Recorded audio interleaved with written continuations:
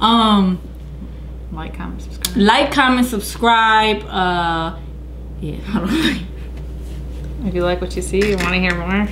Anyway, like, comment, subscribe if you like what you see and want to hear more. Remember to hit the bell if you want to be notified when we put up new videos. And if you guys have any suggestions for us for more videos or what you guys want to see for us, please, please, please let us know.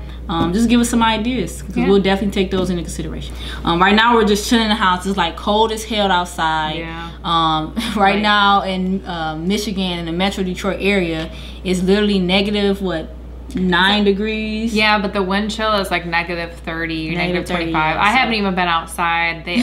The courts were closed. My job was closed. So I've just been home. So we kind of took advantage. My job was open. My job never closes. It's a hospital. I am always at work. Yeah. But anyway, so we wanted to just touch on that topic a little bit. Our coming out stories. So, all right. So I'll go first because Mel's scared. I'm not scared. You are scared. No, but for real. Okay. All right. So basically, let's go all the way back a little bit. So how I even found out or just discovered that I liked women or just had an attraction to women was when I was 11 years old. I was 11 years old, and my cousin, who identifies as a lesbian as well, she is 1 year older than me, and I don't know how, but she was already like watching like lesbian shows, and you know, she was watching like the L Word and stuff like that. So one day she like showed me an episode of it, and when I was watching it, I don't know what it was, but when I was watching it, to me it looked good. Like that, I'll run from you right now how good you look. Like, even at 11 years old, like, it just felt right to you. Right. Like, I really can't explain it or like explain the feeling that I had, but basically to me it seemed right. So fast forward, like I didn't do anything from like 11 on up to like 14. So fast forward, I'm 14 years old, and that was around the time when I really started to be on social media. So I was on Facebook, and I was on this website called Moco Space. I don't know if any of you guys know of that website, but that was the one that I was mainly on, was Moco Space. So I would be on there talking to like a lot of girls. That was actually where I met my first girlfriend that was on there. And surprisingly, she actually was going to go to the same high school that I was going to. So I was 14 going into high school, into 9th grade, and she was, I think, a year or 2 years older than me. And then I found out that she was going to the same high school as me. So now we're in the same high school. We ended up, you know, just talking more and then getting together. You guys know all how that goes. And basically in high school, like I didn't come out in high school or even to my mom until I was probably in the 10th grade. And I remember, my memory isn't that good, but I remember that she used to always, like we was always together in school. So she would walk me like my class and like, you know, give me a hug, and you'll be thinking like, when I think back on it, it's like, who the hell walks you to your classroom, gives you a hug, you know what I mean? You thinking they just friends. Best friends. Best friends don't do all that. Maybe that's more a middle school thing, but why you playing though? There was these two girls that was in our school. They were best friends, and they were like really like touchy-feely. You would think they were like lesbians, but they really not. I think one of them's like married now to a man, but anyway, when I look at it, I don't do all that with my friends. So right. To me, it was just kind of obvious. But anyway, I didn't necessarily come out to like my friends like that, like formally or anything like that. I just kind of let it happen. Like, you think what you think, you ask me, it's true. You know what I mean? Like, I didn't feel like I was obligated to really like sit somebody down and be like, yeah, you know, I have something to tell you, blah, blah, blah, this and this and that. So, now my mom, on the other hand, who I was really, really nervous to tell, I felt like she was going to take it badly. Like, I felt like it was going to be like a total shock to her, basically. And I just remember like I was so nervous, and like my hands was sweating and everything. And she was in the basement watching TV.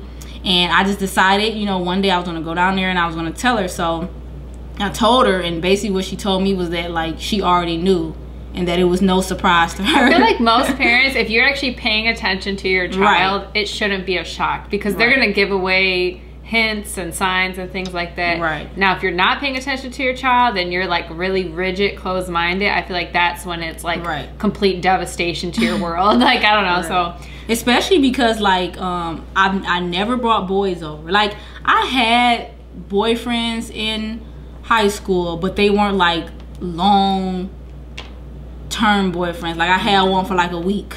Right. Then I think my longest one was for like 2 months, and then I ended up telling him that I like girls, and that's kind of like how it ended. But how do you feel like they took that? The guys? Yeah.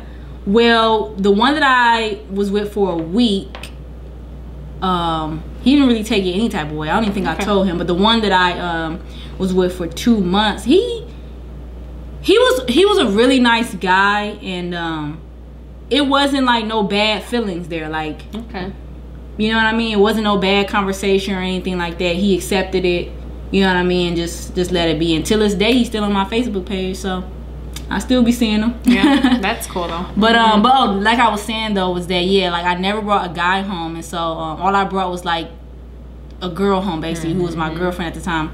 And I remember like my grandma, me and my first girlfriend was in a room. We was wrestling, and I guess we was making like a whole bunch of noise and stuff like that. And so I had a lock on my door, you know, for privacy. But I had a lock on my door, and my grandma, she came and she kicked the door down, like literally kicked and knocked the lock off the door. She was like mama bear mode, like. And when she came in, she was like, "Get your ass off of her." And I said, "Grandma."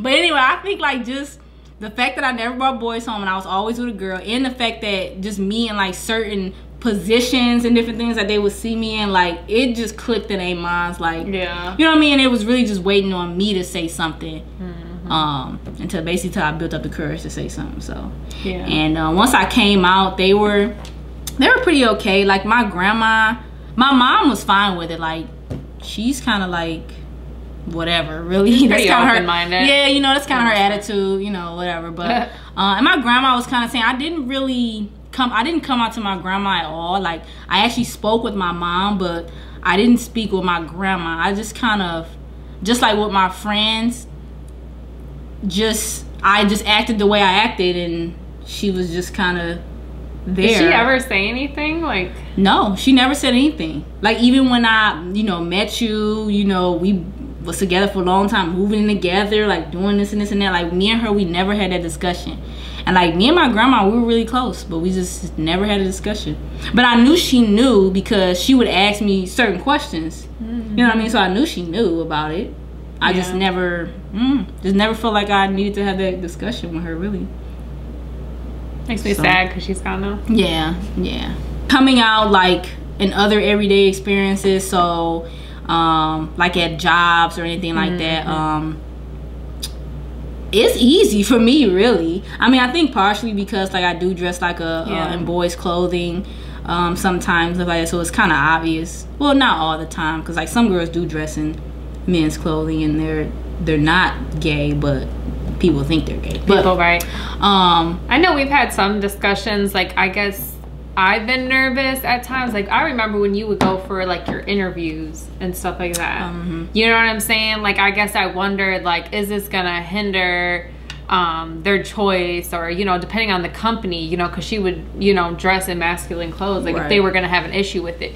But I feel like the fact that they did not make an issue out of it, and that they hired you and they treated you with respect, I feel like shows a lot about the company, that they're not judging based off of that. As long as you're coming in, you have a professional attitude, you're dressed neat, whatever it is, you know what I mean? I feel like that's what they're really looking for, and I feel like that's great that they can look past whatever gender, you know, preferences they have in their head of what should and shouldn't be.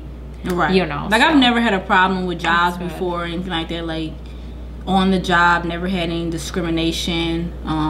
At least that I didn't notice, you know, and stuff like that. So for the most part, my experience has been pretty good. Yeah, which I think is great, because I feel like not everybody has that environment that they're in, that it's like that. And I started dressing in men's clothing when I was like soon as I got out of high school, Yeah. well, towards the end of in my senior year was when I started to experiment with a little bit. So I'll, dress a little baggy and some things, but still be wearing like girly stuff on top or something like that. But then once I got out of high school was when I really started to dress. I feel like it's so much easier. I feel like high school, there's so much pressure. People looking at you every single day. They have questions in your face. I feel like once people graduate, they can have a little bit more like freedom and kind of choose a little bit more who they're going to be around. But even in my high school, like, it was cool. Like, nobody judged you for being a lesbian or being gay. Like, everybody was cool, at least from my eyes.